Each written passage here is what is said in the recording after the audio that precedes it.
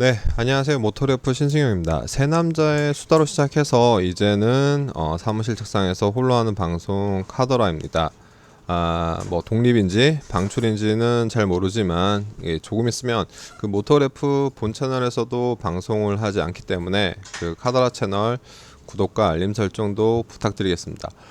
일단 댓글로 인사를 드리고 시작을 할게요.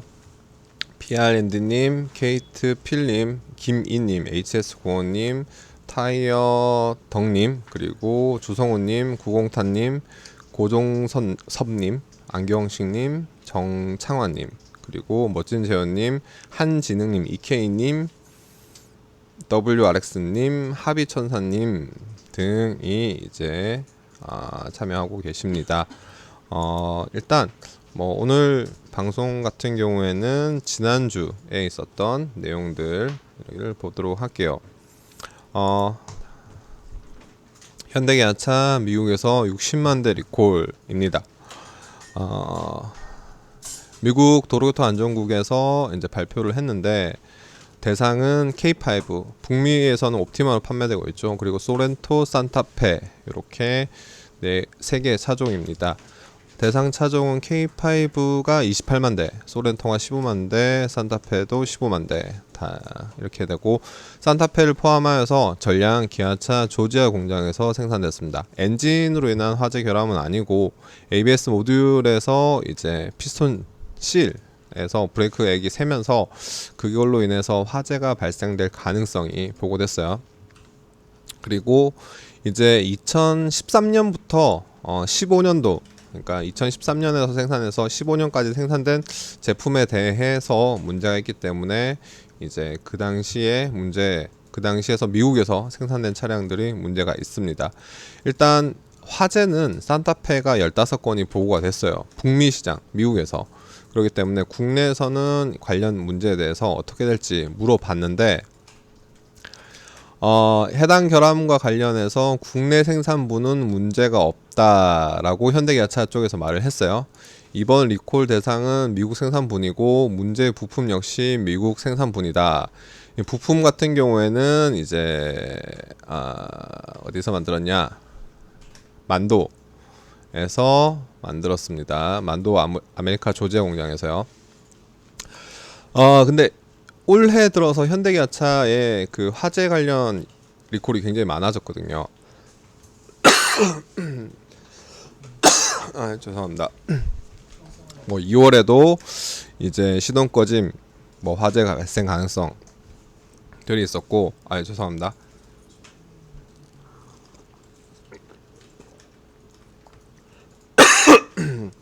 3월에도 이제 연료관 결함 이런 것들이 있었기 때문에 이 연이어서 발생하는 화재 리콜로 인해서 미국에서 좀 발생한 이슈가 이미지 실추에 좀 불가피하지 않나라는 의견이 굉장히 많이 오고 있습니다. 일단 국내에서 리콜 소식 같은 경우에는 가장 많이 빨리 확인하실 수 있는 게 이 자동차 리콜 센터인데 국토교통부랑 한국교통안전공단에서 운영하는 곳이에요. 리콜 센터 가시면 여기 들어가 보시면 페이지를 좀 확대해서 볼게요. 보시면 이런 뭐 결함, 그 다음에 리콜 정보, 그 다음에 뭐 기타 내용들을 이곳에서 확인하실 수 있습니다. 뭐 신고도 하실 수 있고요. 기존 리콜도 확인하실 수 있고요.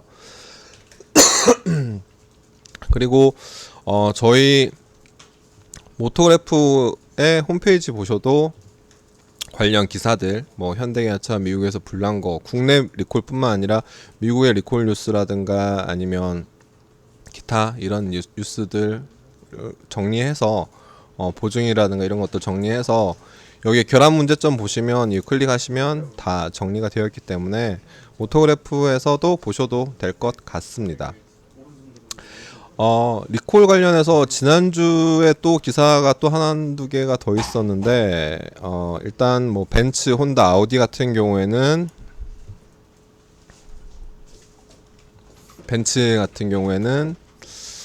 이게 합선 부식 및 합선으로 해서 화재 결함이 발생되었고요.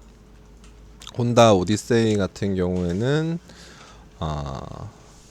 문이 열리는, 케이블이 얼어붙어 가지고 주행 중에 문이 열리는 그런 결함이 발견되었습니다. 아우디 A8 같은 경우에는 이제 고무재 엔진 연료로 인해서 엔진룸 부품이 이제 파손될 가능성이 되었다라는 이런 리콜 기사가 또 지난주에 있었고요. 이런 리콜 외에도 무상 수리도 있는데, 그 리콜이랑 무상 수리의 차이는 대부분 많이들 아시죠? 모르시나요?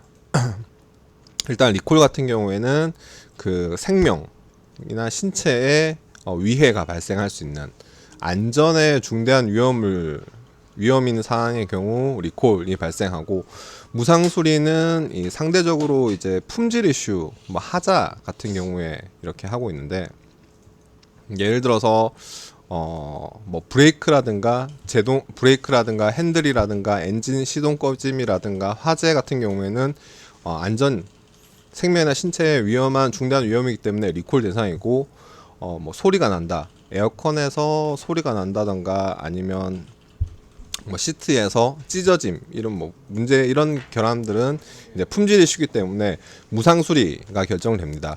그런데 이제 무상 수리와 리콜이 국내에서 굉장히 좀 첨예한 그 논쟁이 있었던 게 한 두세 가지 이슈가 있는데, 그 예를 들어 소렌토 에바가루 이슈는 다들 기억하시죠? 소렌토 그 공조 장치에서 그 에바포레이터 그 알루미늄 가루가 나왔던, 그래서 실내에 막 덮여있는데, 에바가루가 이제 그 사람이 흡입을 하면 굉장히 좀 발암 물질이라는 그 분류 때문에 이거는 생명이나 신체에 위해를 가하는 안전상의 위험이다. 그렇기 때문에 이거는 무상 수리가 아니라 리콜을 해야 된다라고 말들이 있었어요. 근데 이거는 무상 수리, 에바가루 같은 경우에는 이제 무상 수리로 판명이 났습니다. 그러니까 주행 중에 직접적인 뭐 위험, 사고로 이어지지 않기 때문에 이거는 뭐 무상 수리가 항목으로 빠졌었어요. 그리고 또 한 번 이슈가 나왔던 게 그랜저 HG인데, 그랜저 HG 같은 경우에 실내 배출가스가 실내로 유입되는 문제가 발생했었어요. 그 실내로 배출가스가 유입되면서 뭐 이산화탄소라든가 일산화탄소들이 유입되는 게 문제가 발생했었는데, 이것 또한 무상수리 항목으로 빠졌습니다. 이게 리콜이냐 무상수리냐 굉장히 논쟁이 많았었는데, 안전에는 직접적인 위험이 아니다 라고 했어요. 뭐 저 개인적인 입장에서는 에바가루나 뭐 배출가스 실내 유입 이슈 같은 경우에는 그 리콜 사항에도 넣어도 무방하지 않나라는 게 제 개인적인 생각이었는데, 뭐 일단 무상 수리가 됐었고, 리콜과 무상 수리의 차이 중에 가장 큰 차이는 이제 기한이 있느냐 없느냐. 리콜은 소비자에게 계속 그 소비자가 기한 없이 이 차를 타고 있는 동안 언제든 리콜을 받을 수 있고, 무상 수리 같은 경우에는 기한이 정해져 있기 때문에 기한을 넘기면 혜택을 받지 못하는 경우가 있어요. 그렇기 때문에 무상 수리 항목 같은 경우에는 최대한 빨리 받아야 되고, 리콜 역시 안전과 직결되기 때문에 가급적이면 빨리 정비센터, 공식센터에 가셔가지고 이걸 바로바로 받으셔야 됩니다. 그리고 최근에 이슈 중에 하나가, 눈에 띄는 것 중에 하나가 이거 원격 주차 중에 사고 나는 거였는데, 산타페나 K5 소렌토 이런 것들 보시면 그 원격 스마트 주차 보조 아시죠?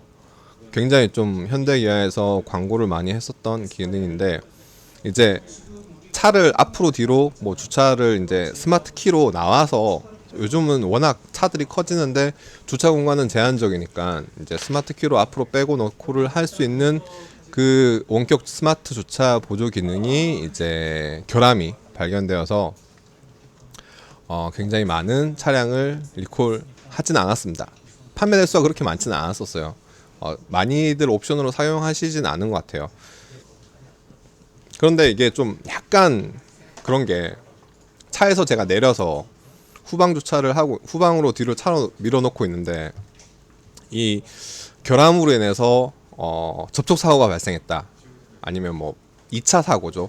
결함으로 인한 2차 사고가 발생했을 때 어떻게 되냐 물어봤어요. 사실 리콜 사안의 경우 리콜을 수리를 미리 했을 경우, 그러니까 리콜이 발표되기 전에 서비스 센터에 가서 수리를 받았을 경우에는 이제 영수증이 있거나 수리 내역을 가지고 제조사한테 수리비를 청구할 수 있습니다. 리콜 항목에 대해서. 그런데 2차 사고, 리콜로 인해서 발생하는 2차 사고는 어떻게 피해를 하느냐? 피해 보상이 안 돼요. 보상을 하지 않습니다.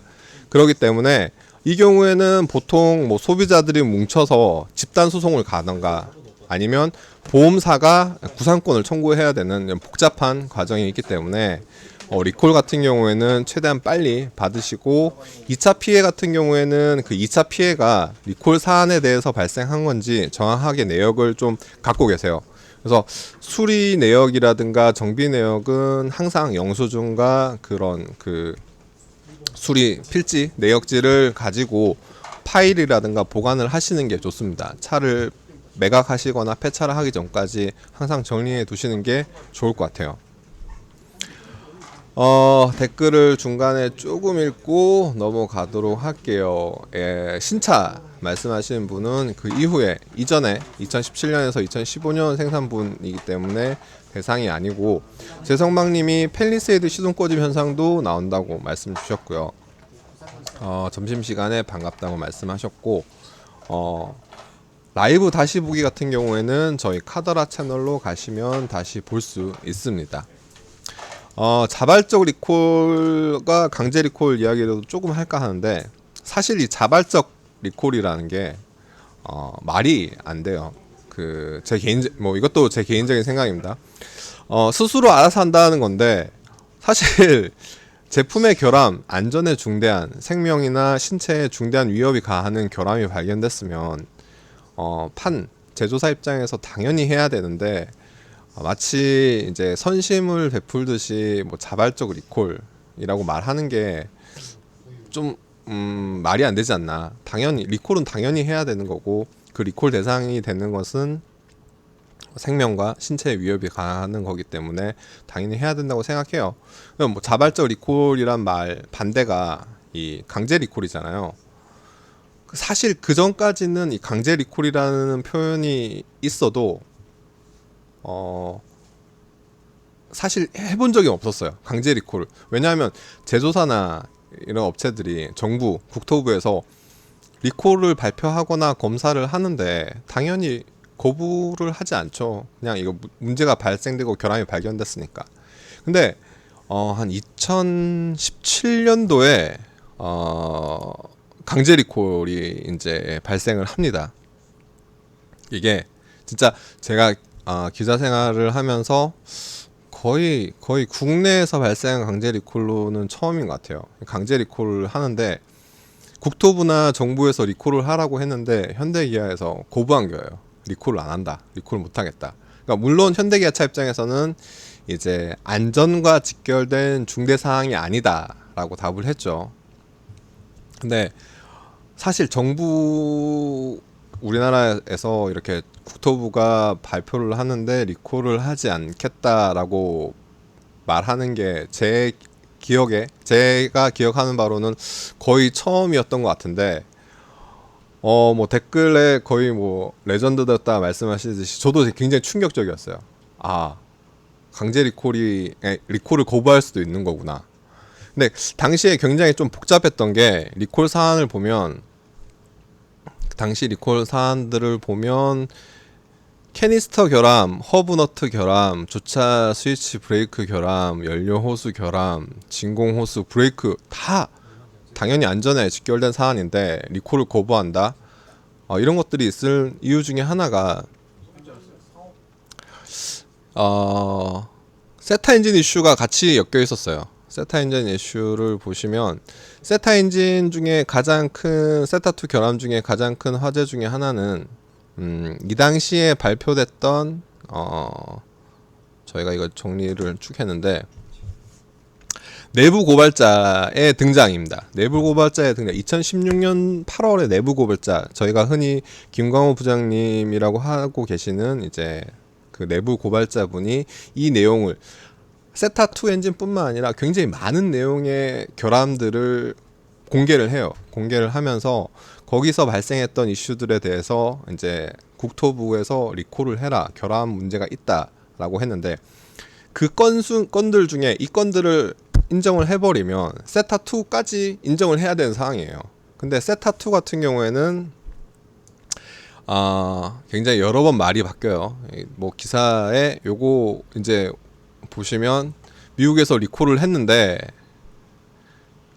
미국에서 보상까지 하고 국내는 없다고 해요. 국내에서 없다고 하고 뭐 엔진 청정도 관리 문제고 뭐 전혀 국내는 이슈가 해당되지 않는다라고 해놓고 보증 연장하고 뭐 해고하고 리콜 계획서 제출하고 뭐 집단 소송, 압수수색, 검찰 기소, 미국에서 소송 합의, 뭐 평생 보증, 뭐 이런 것들 계속 이슈가 나오고 있고, 아직까지 이거는 법원에서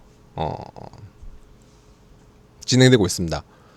법원에서 이렇게 공판이 진행되고 있고, 그 사이에 뭐 평생 보증이나 위헌 법률 심판 제청 이런 것들을 하면서 시간이 굉장히 좀 몇 차례 연기가 되고 있어요. 이 이슈에 대해서 저희도 계속 취재를 하고 후속적으로 기사를 쓰고 있기 때문에 세타2 엔진과 관련해서 그 당시에 그 내부 고발자의 고발과 관련해서 이런 세타2 엔진 이슈가 있었기 때문에 이 해당 건들도 뭐 거부를 했다라고 보시는 게 뭐 약간 의심이 되는 사안이고, 지금은 리콜을 하긴 했죠. 강제 리콜을 하긴 했습니다.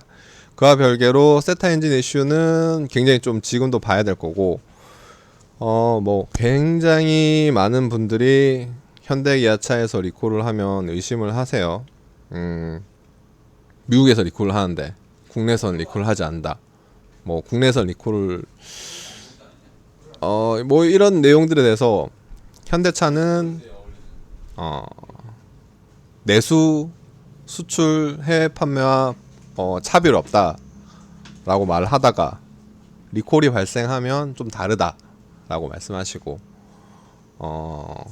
또 거기에 대해서 또 차별이 있다라고 하면 뭐 아니다, 사실상 동일하다라고 하는데, 그러니까 아까 저희가 지금 여기서 발생했던 아까 전에 봤던 60만 대 리콜도 부품사는 만도거든요. 만도가 미국에서 만들긴 했지만 만도도 국내 부품 기업이고, 과연 뭐 소재상 품질 문제가 있을 수는 있지만 이게 아니 뭐 혹시 국내랑 똑같은 이슈가 있을 때 저는 그렇게 답변을 주셨으면 좋겠어요. 현대기아차에서 무조건 아니다, 야 미국이랑 한국이랑 무조건 다르다라고 말한 게 아니라 관련 이슈에 대해서 조금 더 내부 검토를 하던가 확인을 하는 게 맞지 않나. 물론 확인해서 미국에서 발표됐기 때문에 확인도 했겠지만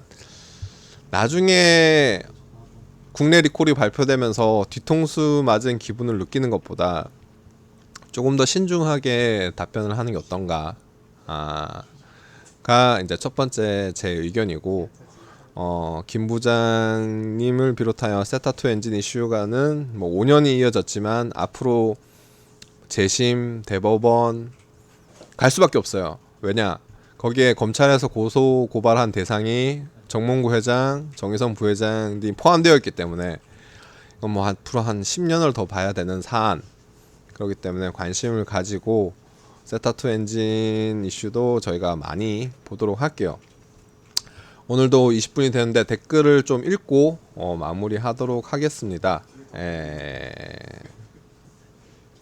카더라 사랑해주신 분 많다고 감사하고, 테슬라님은 차별이다, 해외 리콜 이런 이야기 말씀하셨고, WRS님, 테슬라애님, 김용님, 청마라 포도님,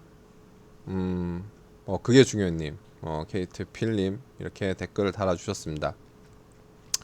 일단 내일 주제는 아직 정해지지 않았는데 이제 지난주 있었던 리콜 이슈를 오늘 다뤄들었고요. 저희 모토그래프에서는 뭐 리콜이나 제품 결함에 대해서도 기사를 꾸준히 쓰고 있는데 많은 분들이 영상으로 다루지 않다 보니까 이제 뭐 모토그래프는 좋은 이야기만 한다라고 말씀하시는 분들이 꽤 많으시더라고요.